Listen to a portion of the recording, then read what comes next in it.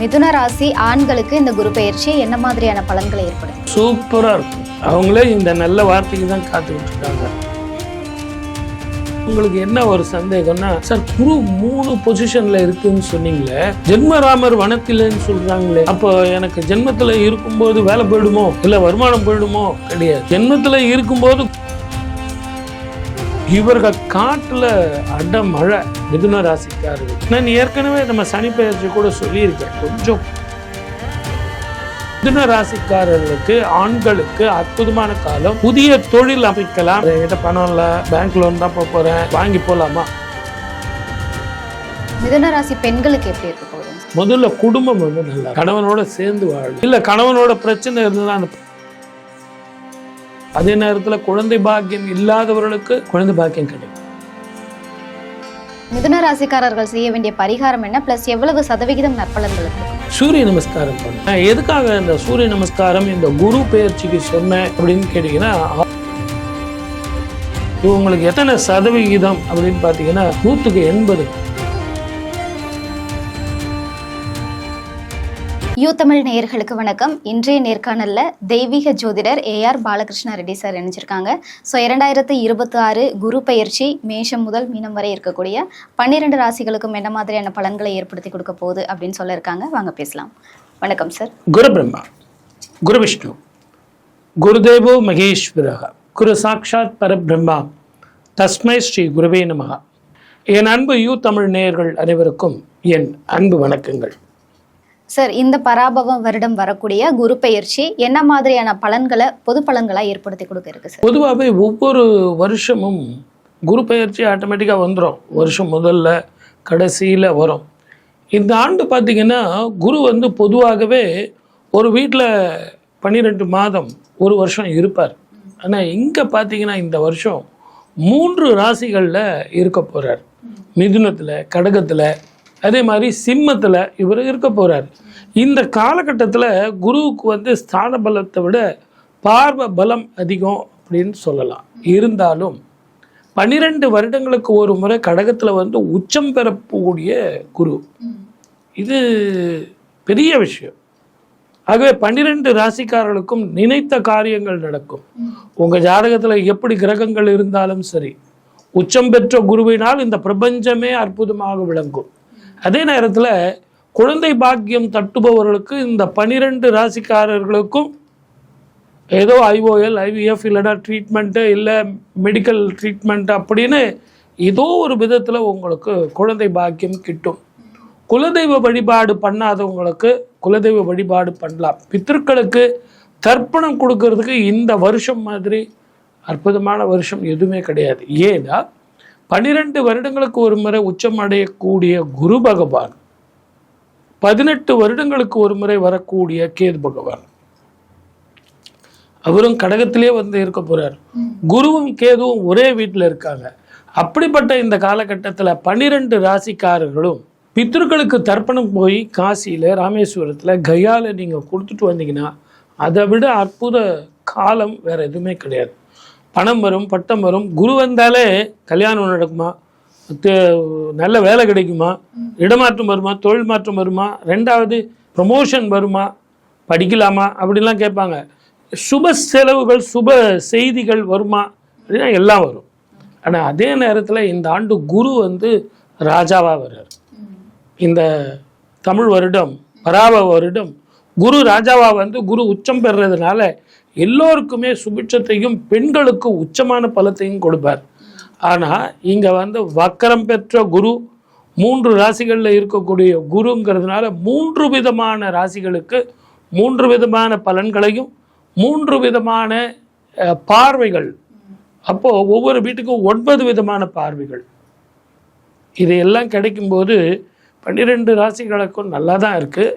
இருந்தாலும் உங்கள் ஜாதகத்தில் 2வது பிரபஞ்ச ஜாதகத்திலேயே சனி வந்து குருவோட வீட்டில் இருக்கார். இந்த ஆண்டு ராகு கேது பெயர்ச்சி வேற இருக்கு. இந்த ராகு கேது பெயர்ச்சி எப்படி இருக்கும் அப்படிங்கிறதும் இந்த குரு பெயர்ச்சியிலே சேர்ந்து தான் நம்ம சொல்ல போகிறோம். இருந்தாலும் இவ்வளோ விஷயங்கள் இந்த குரு பெயர்ச்சியில் இந்த ஆண்டு இருக்கு. பொதுவாகவே ரொம்ப நாளாக திருமண வாழ்க்கை தட்டுபவர்கள், அதே மாதிரி இப்போ இங்கே நமக்கு தேர்தல் காலம், ஆகவே இந்த மாதிரிலாம் ஒரு வைப்ரேட்டிங் ஒரு பீரியடாகி இருந்தாலும் இந்த குரு பெயர்ச்சிங்கிறது 2/6/2026 செவ்வாய்க்கிழமை அன்னைக்கு நமக்கு ஏற்பட போகுது. இந்த நாள் மங்களவாரம். செவ்வாய் இங்கே இந்த வருஷம் அவர் வர்றது சேனாதிபதியாக வர்றார். குரு தான் ராஜாவாக வர்றார். ஆகவே இது எல்லாமே தெரிஞ்சு அமைதா தெரியாத அமையலான்னு தெரியல. இருந்தாலும் 12 ராசிக்காரர்களுக்கும் அற்புதமான பலனை கொடுக்கும். வாழ்க வளமுடன். All the best.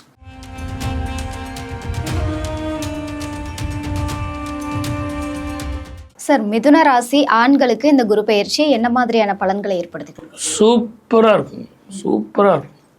அவங்களே இந்த நல்ல வார்த்தைக்கு தான் காத்துக்கிட்டு இருக்காங்க. ஆனால் அவங்களுக்கு என்ன ஒரு சந்தேகம்னா, சார் குரு 3 பொசிஷனில் இருக்குதுன்னு சொன்னீங்களே, ஜென்மராமர் வனத்தில்ன்னு சொல்கிறாங்களே, அப்போ எனக்கு ஜென்மத்தில் இருக்கும்போது வேலை போயிடுமோ, இல்லை வருமானம் போயிடுமோ? கிடையாது. ஜென்மத்தில் இருக்கும்போது குரு 5, 7, 9 பார்வையாக உங்கள் ராசியில் இருந்து பார்ப்பார். அப்போ பூர்வ புண்ணியம், தொழில், பாக்கியசானம் எல்லாம் பார்க்கும்போது வருமானம் கூடும், மன நிம்மதி வரும், திருமண வாழ்க்கை வரும், நல்ல மனைவி வருவாள், நல்ல குடும்ப வாழ்க்கை வரும். பானை பிடித்தவள் பாக்கியசாலி. அதே மாதிரி ரொம்ப நாளாக உத்தியோகத்தை எதிர்பார்த்துட்டு இருந்தீங்க பாருங்கள், ரெக்கக்னேஷன் வரும். என்ன கொஞ்சம் இந்த அதிக சம்பளம் மன நிம்மதி கொடுக்கறதுனால ஊர் விட்டு ஊர் போகிறதோ, வெளிநாடு போகிறதோ, வெளி மாநிலம் போகிறதோ காரியம் சித்திக்கும். நிறைய பேருக்கு ஒரு சந்தேகம் இருக்குது. நான் கூட மற்ற 2 ராசிகளில் அதை கொஞ்சம் எனக்கு ஞாபகம் இல்லாமல் போயிடுச்சு. இப்போ துபாயில் இந்த மாதிரிலாம் இருக்கே, அப்போது அங்கேருந்து நாங்கள் வெளியே வேறு நாட்டுக்கு எங்களுக்கு கிடைக்குமானா கண்டிப்பாக கிடைக்கும். இந்த மேஷ ராசிக்காரர்களுக்கு கிடைக்கும், ரிஷப ராசிக்காரர்களுக்கு கிடைக்கும், மிதுன ராசிக்காரர்களுக்கும் கிடைக்கும். ஏன்னா குரு 3 பொசிஷனில் இருக்கும்போதே இந்த 3 ராசிக்காரர்களுக்கும் அற்புதமான பலனை கொடுக்கும். இவர்கள் காட்டில் அடமழை மிதுன ராசிக்காரர்கள். நான் ஏற்கனவே நம்ம சனி பெயர்ச்சி கூட சொல்லியிருக்கேன், கொஞ்சம் கோபத்தை விட்டிங்கன்னா நல்லா இருக்குங்க அப்படின்னு சொல்லியிருக்கேன். ஆகவே மிதுன ராசிக்காரர்களுக்கு ஆண்களுக்கு அற்புதமான காலம். புதிய தொழில் அமைக்கலாம். சார் என்கிட்ட பணம் இல்லை, பேங்க் லோன் தான் போகிறேன், வாங்கி போகலாமா? போங்க. இத்தனை நாள் உங்களை கையை கட்டி போட்டு வச்சுருந்தோம்.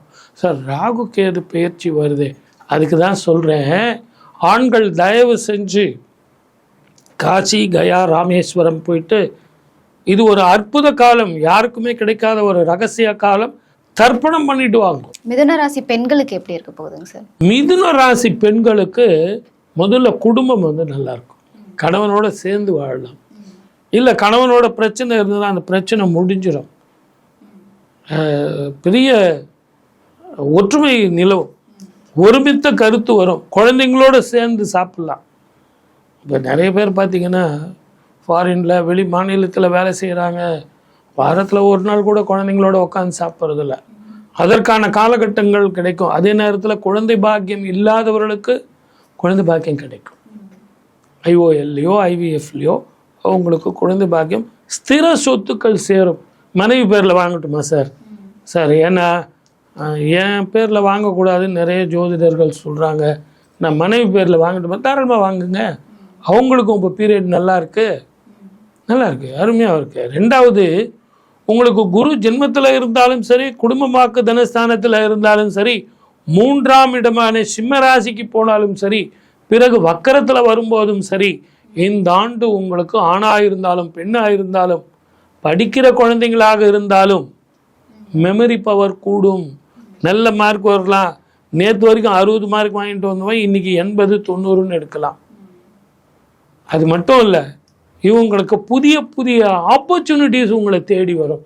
நானே தேடி போகிறேன் சார், அந்த இன்டர்வியூ நானும் பார்க்குறேன் சார், நான் ஒரு பெண்ணுங்கிறதுனால வீட்டுக்கு பக்கத்துலேயே கிடைக்குமா அப்படின்னா அது கிடைக்கும். மேலதிகாரிகள் தொல்லை இருக்காது இல்லை சார்? இருக்காது. எனக்கு வருமானம் கூடுமா, எங்கள் வீட்டுக்காருக்கு நான் ஏதாவது கொஞ்சம் ஹெல்ப் பண்ண முடியுமா? தாராளமாக பண்ணலாம்.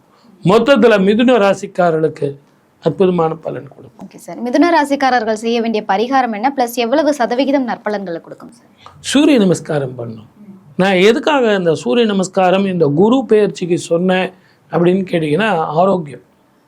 ரொம்ப நேரம் வேலை செய்கிறாங்க இல்லையா, நான் அவங்களுக்கு சொன்னேன், ஐயா உங்களுக்கு நிறைய வருமானம் வரப்போகுது, இந்த சுப பலன்கள்லாம் நடக்கும்போது வருமானம் வந்தால் வீடு வாங்குவீங்க, வாகனங்கள் வாங்குவீங்க, அப்படி வெளிநாட்டுக்கோ வெளியூருக்கோ போகிறீங்க, ஒரு ஜாலியாக டூர் போயிட்டு வருவீங்க எல்லாம் சொன்னேன். அப்போது அலைச்சல் திருச்சல் இருக்கும் இல்லைங்களா, அதில் வந்து அவங்களுக்கு ஆரோக்கியம் பாதிக்கும். வயிறு, கேஸ்ட்ரிக் ட்ரபிள், பேக் பெயின் இருக்கும். அது ஒன்றும் பெரிய மேஜர் ப்ராப்ளம் ஒன்றும் கிடையாது. சூரிய நமஸ்காரம் பண்ணால், அந்த சூரியனுடைய நமஸ்காரம் பண்ணால் இவங்களுக்கு ஆரோக்கியம் நல்லாயிருக்கும், மன நிம்மதி வரும், சந்தோஷம் வரும், அற்புதமான வாழ்க்கை வரும். இவங்களுக்கு எத்தனை சதவிகிதம் அப்படின்னு பார்த்தீங்கன்னா 100க்கு 80ங்க. அட்டகாசமாக இருக்கும். 80 மார்க் வாங்குவாங்க. மீதி 20 விட்டுட்டிங்களே சார் அப்படின்னா அதுக்கு உங்கள் ஜாதகத்தை பார்க்கணும், உங்களுக்கு என்ன மகாதிசை நடக்குதுன்னு பார்க்கணும். அதை பார்த்தீங்கன்னா அது 20ல் கூட ஏதாவது மார்க் வாங்கலாமா அப்படின்னு சொல்லலாம். எது எப்படி இருந்தாலும் 80% கண்டிப்பாக கிடைக்கும். நன்றி சார். வாழ்க வளமுடன். All the best.